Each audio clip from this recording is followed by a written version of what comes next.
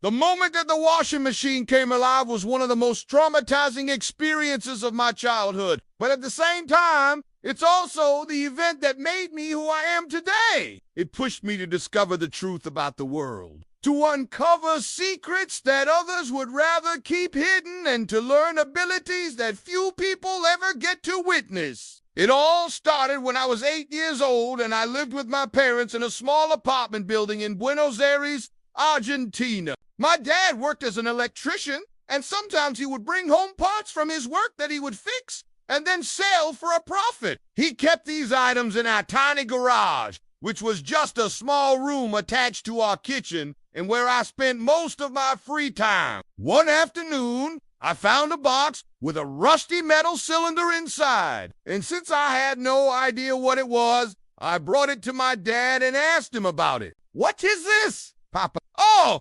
this is the drum of a washing machine," he replied. "It was brought here to be fixed, but I never got around to it. Why don't you throw it out?" So I did. I carried the heavy cylinder into the backyard, which we shared with the neighbors, and I hurled it over the low wall and into the alley. But the next morning, my mom needed to wash her clothes, and she couldn't find a washing machine. It turned out that the new appliance store downstairs had thrown it away. The owner found it, saw that it was still in good condition, and took it away. A few hours later, I heard a loud bang from the backyard. I went to check and saw that the washing machine had somehow come back. Confused, I went to tell my dad, who looked at the machine, shook his head, and said, "That's impossible. How did it get there? I'll go see what's going on." He walked out into the backyard and shouted, "Hey, neighbor, how did you get this thing back here? You know it's not allowed. I didn't bring it here. I swear I don't even own a washing machine," the neighbor yelled back. My dad shrugged and decided to ignore it. But later that day, the banging started again. I peeked through a hole in the wall and saw that the washing machine was moving on its own, advancing little by little until it reached the corner. Then it stopped. Was it a miracle? Some kind of bizarre religious apparition?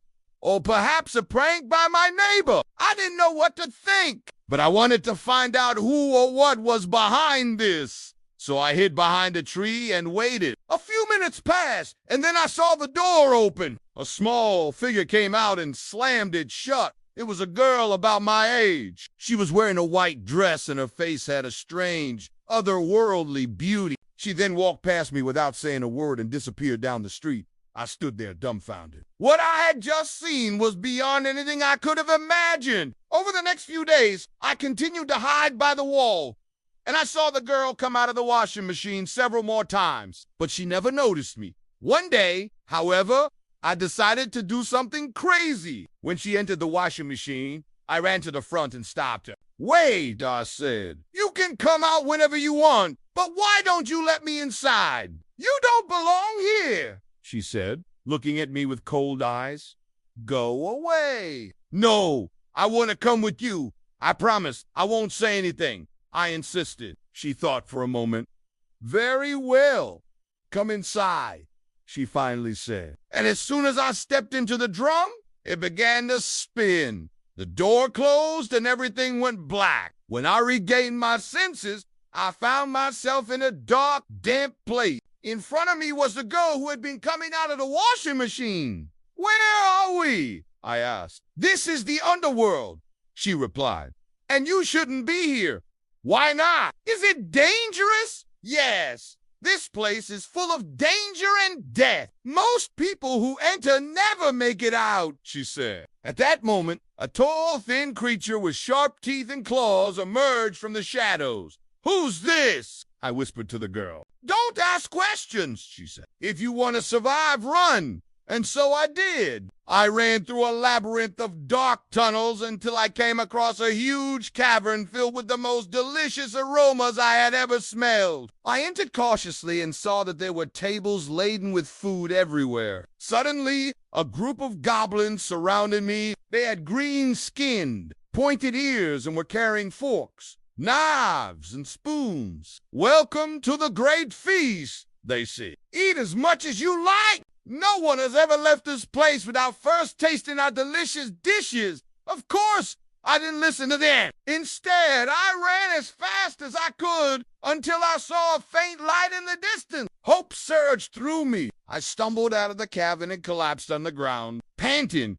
I looked back and saw a wide smile appear on the face of the girl in the white dress. "Did you enjoy the feast?" she asked. "It's not as fun as they make it sound, but it's quite enjoyable if you're hungry." "You knew this would happen to me," I accused her. "Of course," she replied. "I told you not to come, but you wouldn't listen. Do you want to try again?" "No, thank you. I think I'd better go home," I said, relieved to be back in the real world. But then I noticed something strange. All around me were the same rocks and trees that I had seen in the underworld. I looked up and realized that it was not. I tried to call out to the girl, but she had disappeared. And when I touched the washing machine, it was cold, hard, and very real. Determined to find her, I called out her name until I saw a white figure emerge from the darkness. "Are you really here?" I cried out in surprise.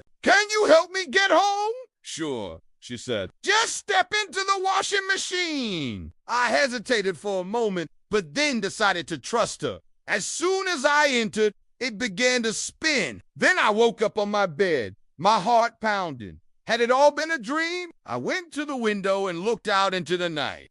In the distance, I saw the lights of the washing machine store. I decided to go investigate. As I approached, I heard voices coming from inside. I hid behind a car and peered through a hole in the wall and saw the same girl talking to the store owner. "Listen, I need you to fix my washing machine as soon as possible," she said. "Of course," Mr. Men replied.